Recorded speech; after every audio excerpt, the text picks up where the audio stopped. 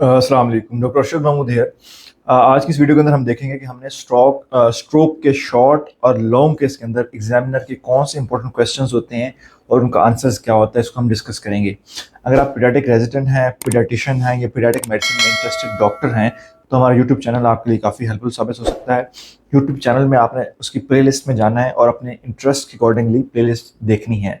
इसमें हमारे spot diagnosis case series हैं, हमारी शॉर्ट केस एग्जामिनेशन की सीरीज़ हैं, हमारी अप्रोच की सीरीज़ हैं towards the short and long case, हमारे क्लिनिकल मेथड्स की वीडियोस मौजूद हैं और हमारे टॉक की वीडियोस मौजूद हैं। इसके अलावा और भी बहुत ज़्यादा कंटेंट है, तो आप अपने इंटरेस्ट के अकॉर्डिंगली उन वीडियोस में जाके उनको देख सकते हैं और दूसरों के साथ भी शेयर करें। तो आज की वीडियो के अंदर हम देखेंगे कि हमने जो शॉर्ट और लॉन्ग केस होता है स्ट्रोक का, उसमें एग्जामिनर के फेवरेट क्वेश्चंस कौन से होते हैं और उनका आंसर क्या होता है। शॉर्ट और लॉन्ग केस स्ट्रोक के अंदर एग्जामिनर इंटरेस्टेड होता है कि वो देखना चाहता है कि आप जो है वो आइडेंटिफाई कर लेते हैं कि नहीं कि पेशेंट का लेवल ऑफ लीजन क्या है, पेशेंट का लेवल ऑफ लीजन स्ट्रोक में किस लेवल पे है, क्या उसको कॉर्टेक्स पे लेवल पे लीजन है, क्या उसको इंटरनल कैप्सूल पे लेवल ऑफ लीजन है, क्या उसका ब्रेन स्टेम पे लेवल ऑफ लीजन है। तो आपने ये आइडेंटिफाई करना है। लेवल ऑफ लीजन कैसे आइडेंटिफाई करना है, इसके ऊपर मेरी एक सेपरेट वीडियो मौजूद है, आओ आपको उसका लिंक यहाँ पे भी नज़र आ रहा होगा और प्ले लिस्ट में जाके भी आप देख सकते हैं एग्जामिनेशन और मेथड की, तो आपको वहाँ से भी वो जो है वो मिल जाएगी। सेकंड ये है कि आपने जब लेवल ऑफ लीजन आइडेंटिफाई कर लिया तो आपने देखना है कि पेशेंट के अंदर जो है स्ट्रोक है, क्या वो उसको हेमरेजिक स्ट्रोक है या फिर इस्केमिक स्ट्रोक है। इसको भी डिटेल में हमने ऑलरेडी डिस्कस किया हुआ है हमारी वीडियोस के अंदर, जिसमें हमारे स्ट्रोक के केस को अप्रोच को बताया गया है। तो आपने वहाँ पे ये देख लेना है, आपको पता चल जाएगा कि स्ट्रोक में हेमरेजिक स्ट्रोक के क्या डिफरेंस होते हैं और इस्कीमिक स्ट्रोक के क्या पॉइंट्स होते हैं। अगर हम ब्रॉडली क्लासीफाई करें तो हेमरेजिक स्ट्रोक के अंदर पेशेंट की जो प्रेजेंटेशन है वो बड़ी एक्यूट ऑनसेट होती है कि सडनली पेशेंट को मसला होता है और वो रैपिड होता है और वो एक्यूटली पेशेंट की एक साइड पैरालाइज हो जाती है। जबकि इस्कीमिक स्ट्रोक में ये चीज़ें जो है ग्रेजुअली बिल्ड होती हैं। हेमरेजिक स्ट्रोक में पेशेंट को जो है स्फीयर हेडेक होता है, वोमिटिंग होती है, और अगर सबएरेक्नाइड हेमरेज का एलिमेंट आ रहा हो तो पेशेंट के अंदर मेनिंजिज्म यानी कि पेशेंट के एसओएमआई भी पॉजिटिव हो सकते हैं, जबकि ये इस्केमिक स्ट्रोक के अंदर यूजुअली नहीं होता। तो आपने दूसरा ये आइडेंटिफाई करना है, एग्जामिनर आपसे पूछेगा कि बेटा आपके बच्चे को जो स्ट्रोक है क्या वो हेमरेजिक है या इस्कीमिक है। तो आपने लोकलाइज किया, आपने बताया इस्कीमिक है या हेमरेजिक है। उसके बाद एग्जामिनर जो है वो आपसे एक्सपेक्ट करता है कि पेशेंट को अंदर जो फेवरेट क्वेश्चन होता है कि पेशेंट को क्रॉस हेमप्लेजिया या अनक्रॉस हेमप्लेजिया, इसके अंदर डिफरेंशिएट कैसे करना है। हमारे स्टूडेंट्स बहुत कंफ्यूज हो जाते हैं। इसके ऊपर मेरी एक डिटेल वीडियो मौजूद है कि क्रॉस्ड और अनक्रॉस हेमप्लेजिया कैसा होता है। ये एक वीडियो भी आपने ज़रूर देखनी है और ये आपके लिए हेल्पफुल होगी। इसके बाद पेशेंट एग्जामिनर आपसे पूछता है कि डॉक्टर साहब आप इस पेशेंट के अंदर क्या इन्वेस्टिगेशन कराएंगे। इस पर भी हमारे अक्सर स्टूडेंट्स जो हैं वो बड़े कंफ्यूज हो जाते हैं। कोई कह रहा होता है एमआरआई, कोई कह रहा होता है सीटी स्कैन, कोई कह रहा होता है सीपीसी, सीबीसी। तो आज को हमने कैसे करना है। डेफिनेटली जब भी आपका पेशेंट स्ट्रोक के साथ एग्जाम इमरजेंसी में आएगा तो आपकी इन्वेस्टिगेशन ऑफ चॉइस होती है सीटी स्कैन। अब सीटी स्कैन आप करवाते क्यों हैं? सीटी स्कैन आप प्लेन करवाएंगे या विद कंट्रास्ट कराएंगे? तो सीटी स्कैन आप कराते हैं plane CT scan. CT scan करवाने का मकसद हमारा ये नहीं होता कि हमने उसको कोई इस्कीमिक स्ट्रोक पे करना है, बल्कि हम उसका हेमरेज रूल आउट करना चाहते हैं। क्योंकि डेफिनेटली पीडियाट्रिक एज ग्रुप में तो हम उसको टीपीए यानी कि एंटी थ्रोम्बोटिक थेरेपी तरफ नहीं जाते, लेकिन अडल्ट में ये बहुत इंपॉर्टेंट होता है क्योंकि हमने डिसाइड करना होता है कि पेशेंट को हमने थ्रोम्बोलिटिक्स देनी है या नहीं देनी। तो उसमें सीटी अब हेल्पफुल होता है कि अगर पेशेंट को स्ट्रोक है क्लिनिकली और उसका सीटी स्कैन में कोई ब्लीडिंग, कुछ ब्लड नहीं आ रहा, तो डेफिनेटली उसको आप टीपीए की तरफ प्रोसीड कर सकते हैं। पीडियाट्रिक ग्रुप में ये इंपॉर्टेंट है कि अगर पेशेंट को जो है वो हेमरेजिक स्ट्रोक आया है तो डेफिनेटली उस केस में आप न्यूरोसर्जरी को इन्वॉल्व करेंगे, आप उस पेशेंट का पीटीए फॉलो करेंगे, उसको एवीएम के लिए देखेंगे। और अगर इस्कीमिक स्ट्रोक आया है, सीटी में अगर आपको हेमरेज नजर नहीं आया तो आप उसको एस्कार्ड स्टार्ट करेंगे, और अगर कोई ऐसा काज है तो आप उसको हेपरिन भी स्टार्ट कर सकते हैं। सो सीटी स्कैन हमारी इन्वेस्टिगेशन ऑफ चॉइस है, हमारी फर्स्ट इन्वेस्टिगेशन है, और इसका एम ये है कि हमने उसमें से ब्लीडिंग को रूल आउट करना है। सीटी स्कैन के ऊपर जो इस्कीमिक स्ट्रोक है वो 24 आवर के बाद अपीयर होना स्टार्ट होता है, जबकि अगर हम एक्यूट सेटिंग में अगर आपके पास फैसिलिटीज़ हैं तो फिर आप एमआरआई करवा सकते हैं। यूजुअली फैसिलिटीज़ ऐसी होती नहीं है, तो एमआरआई आप करवा सकते हैं। एमआरआई में जो है डीडब्ल्यूआई इमेजेस जो है वो स्ट्रोक को बहुत जल्दी पिक करते हैं, इस्कीमिक स्ट्रोक को खास तौर पर वो within half hour pick कर लेते हैं।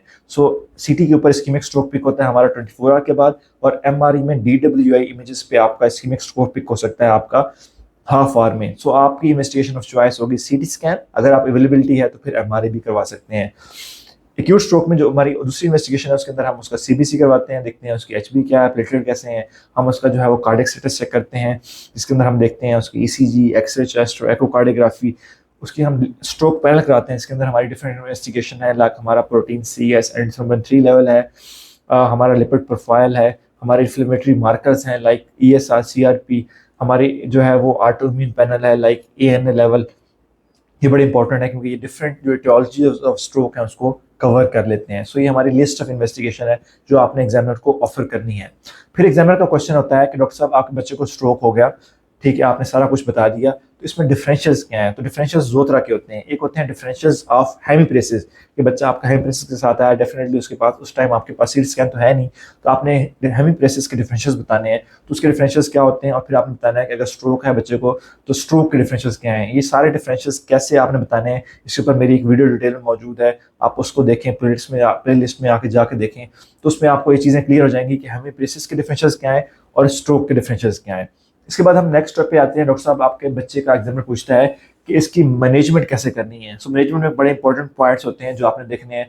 सो मैनेजमेंट के अंदर एक तो इस्कीमिक स्ट्रोक के अंदर खास तौर पर हम जो है वो एस्कार्ड देते हैं बच्चों को।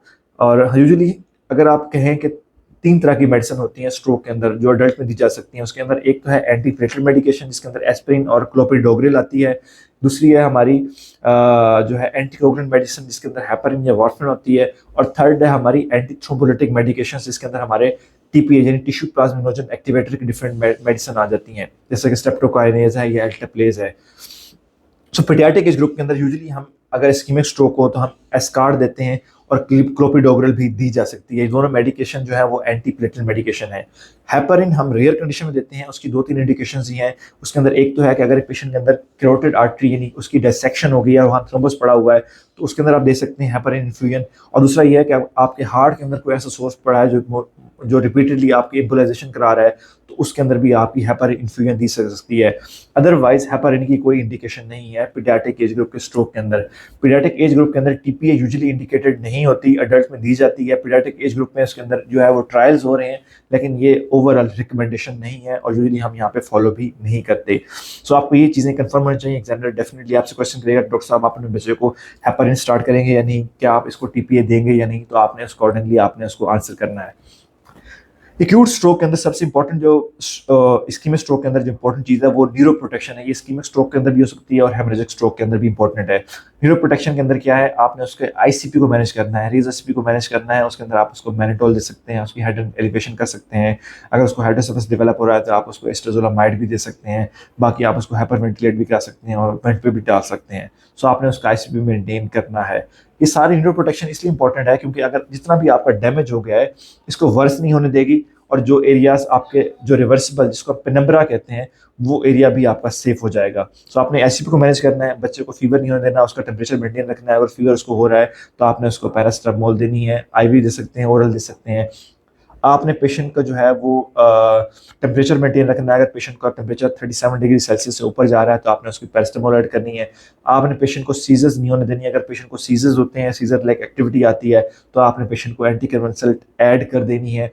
आपने पेशेंट का ब्लड प्रेशर मेंटेन रखना है। ब्लड प्रेशर का टारगेट होता है हमारा 50th से लेके 90th सेंटाइल तक, तो इस एज में आपने मेंटेन करना है। अगर आपका ब्लड प्रेशर ड्रॉप हो रहा है तो आपने उसको नॉर्मल सलाइन दे सकते हैं, आप उसको आइनोट्रोपिक सपोर्ट दे सकते हैं।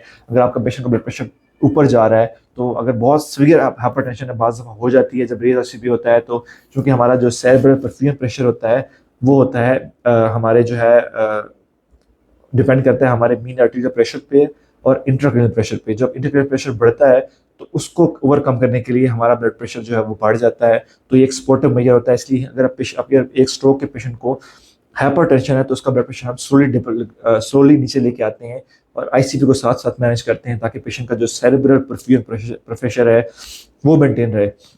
तो उसमें मेंटेन हमारा ये होता है कि हम उसको इन्फ्यूजन देते हैं लाइक लेबिटोलोल दे सकते हैं। और हमारा टारगेट ये होता है कि हमने 25% जो ब्लड प्रेशर है उसका, जो हमारे टारगेट से ऊपर ब्लड प्रेशर है उसको 25% हमने 24 आवर के अंदर कम करना है। तो हम उसको स्लोली डिक्लाइन करते हैं ताकि ये ना हो कि अगर ब्लड प्रेशर एकदम ड्रॉप करें तो उसके पेशेंट का जो है वो सेरेब्रल परफ्यूजन इफेक्ट हो जाए तो उससे पेशेंट जो है वो स्कीमिया में चला जाएगा, उसका ग्लोबल स्कीमिया होगा, तो हमारा वो एम भी नहीं है।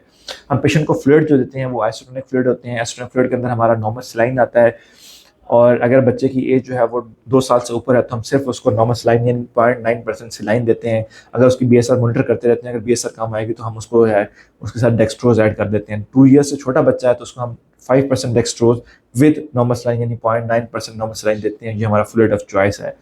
सो बेसिकली क्वेश्चंस हैं जो पेशेंट के डायग्नोसिस उसकी मैनेजमेंट के पॉइंट ऑफ व्यू से और उसकी इन्वेस्टिगेशन के पॉइंट ऑफ व्यू से इंपॉर्टेंट है। जो शॉर्ट केस है, लॉन्ग केस, जो स्ट्रोक का जब भी आपके पास आता है तो एग्जामिनर आपसे पूछेगा, इसकी नो हाउ आपको आनी चाहिए। दूसरों के साथ भी ये वीडियो ज़रूर शेयर कीजिएगा। Thank you.